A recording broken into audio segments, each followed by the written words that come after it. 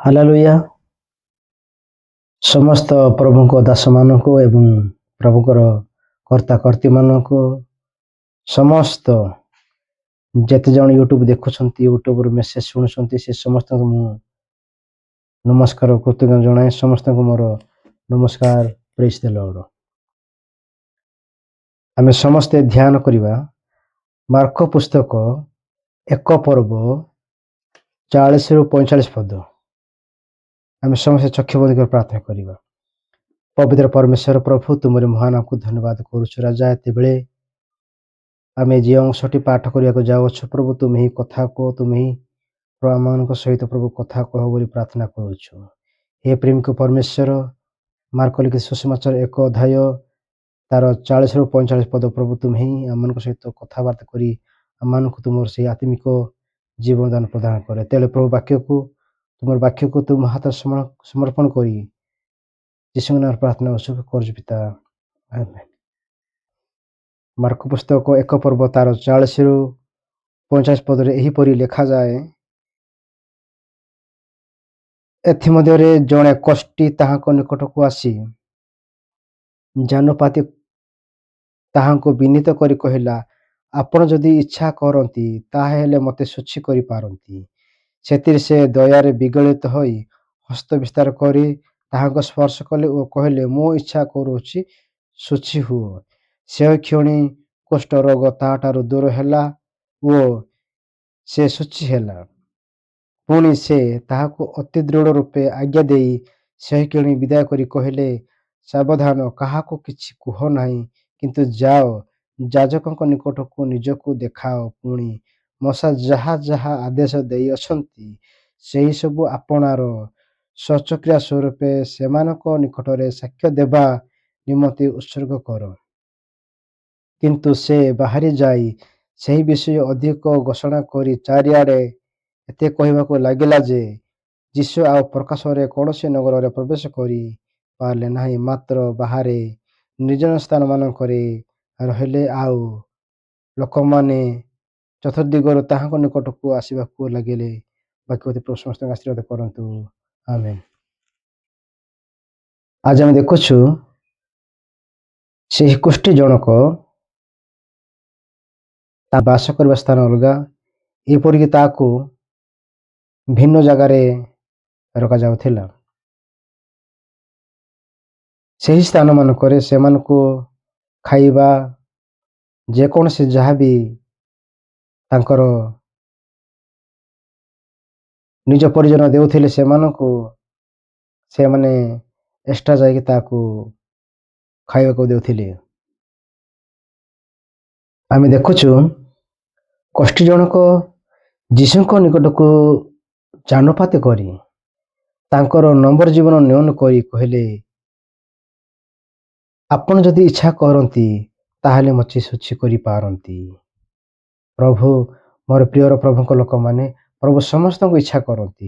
ଯଦି ଆମେ ତାଙ୍କ ନିକଟକୁ ଯାଉଛୁ ପ୍ରଭୁ ଆମମାନଙ୍କୁ ଶୁଚି କରିପାରିବେ। ପୁଣି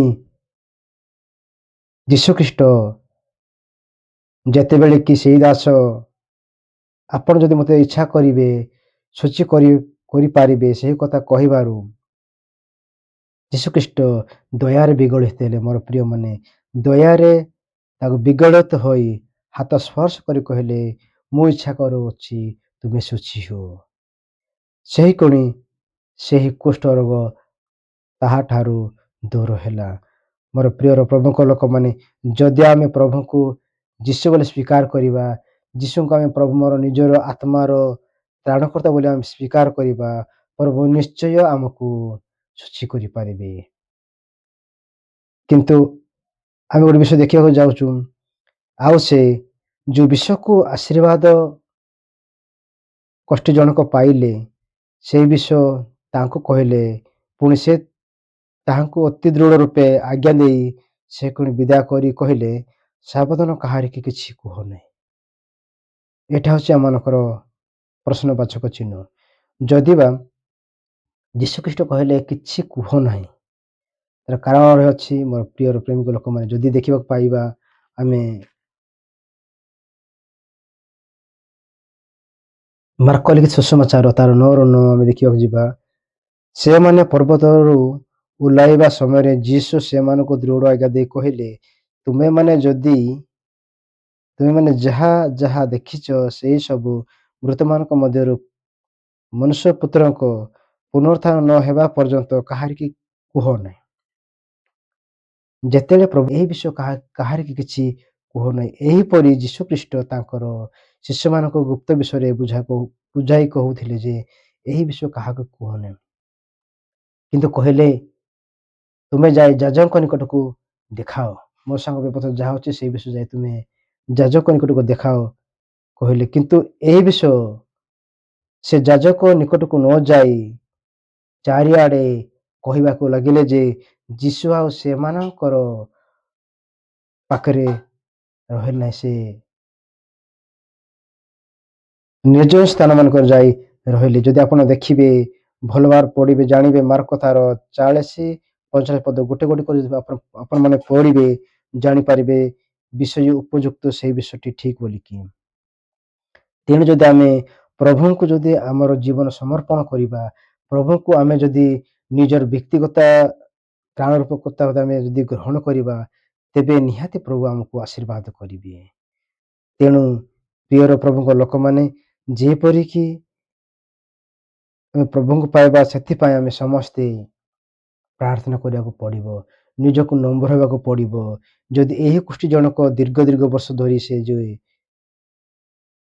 ଗୋଷ୍ଠୀରେ ଆବଦ୍ଧ ଥିଲେ, କିନ୍ତୁ ପ୍ରଭୁ ତାଙ୍କୁ କହିଲେ ତୁମେ ସ୍ୱଚ୍ଛ ହୁଅ। ପ୍ରଭୁ ଆମକୁ ଆଶୀର୍ବାଦ କରିବେ। ବାକ୍ୟପତି ପ୍ରଭୁ ସମସ୍ତଙ୍କୁ ଆଶୀର୍ବାଦ କରନ୍ତୁ। ଆମେନ୍। ଯଦି ଆମେ ଦେଖୁଛୁ ପ୍ରିୟର ପ୍ରଭୁଙ୍କ ଲୋକମାନେ ଯେତେ ଜଣ ବା ୟୁଟ୍ୟୁବ ମେସେଜ ଶୁଣୁଛନ୍ତି, ୟୁଟ୍ୟୁବ ମାଧ୍ୟମରେ ଭଲ ବିଷୟ ଜାଣୁଛନ୍ତି, ତେବେ ଆପଣମାନେ ମୋ ସହିତ ଯୋଗାଯୋଗ କରନ୍ତୁ। ମୁଁ ଆପଣମାନଙ୍କୁ ସହଯୋଗ କରିବି, କିନ୍ତୁ ମୋତେ ଟିକେ ସପୋର୍ଟ କରନ୍ତୁ। ଆପଣମାନେ ଦେଖିପାରୁଛନ୍ତି ଜିତେନ୍ଦ୍ର ପାଟମାଝୀ ୟୁଟ୍ୟୁବ ଚ୍ୟାନେଲ। ଏହି ଚ୍ୟାନେଲରେ ଆପଣମାନେ ସମସ୍ତ ବିଷୟ ଜାଣିପାରିବେ, ଶିଖିପାରିବେ ଏବଂ ମୋ ସହିତ ଯୋଗାଯୋଗ କରିକି ଆପଣ ମଧ୍ୟ ମୋତେ ସାହାଯ୍ୟ କରିବେ।